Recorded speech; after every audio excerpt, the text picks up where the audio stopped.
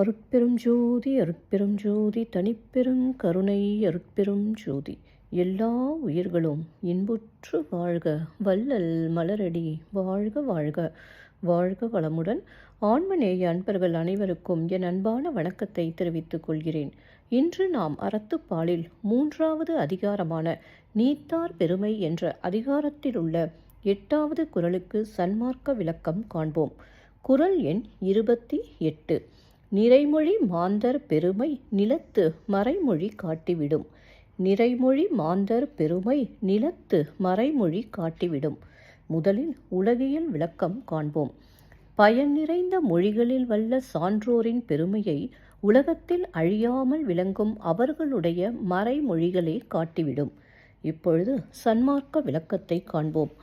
அன்பும் கருணையுமே இறைவனின் மொழியாகும். இந்த உண்மையான மொழியை மனிதர்கள் நற்குணங்களாக வெளிப்படுத்தும் போது அவர்களிடம் மறைந்துள்ள மரணமில்லா பெருவாழ்வை அடையக்கூடிய இரகசிய குறியீட்டுக்கான வழியை காட்டிவிடும். மீண்டும் ஒரு முறை கூறுகிறேன். அன்பும் கருணையுமே இறைவனின் மொழியாகும். இந்த உண்மையான மொழியை மனிதர்கள் நற்குணங்களாக வெளிப்படுத்தும் போது அவர்களிடம் மறைந்துள்ள மரணமில்லா பெருவாழ்வை அடையக்கூடிய இரகசிய குறியீட்டுக்கான வழியை காட்டிவிடும். நன்றி அன்பர்களே. மீண்டும் அடுத்த பதிவில் உங்களை சந்திக்கும் வரை உங்களிடமிருந்து விடைபெறுவது திருமதி பாரதி சேகர். வாழ்க வளமுடன்.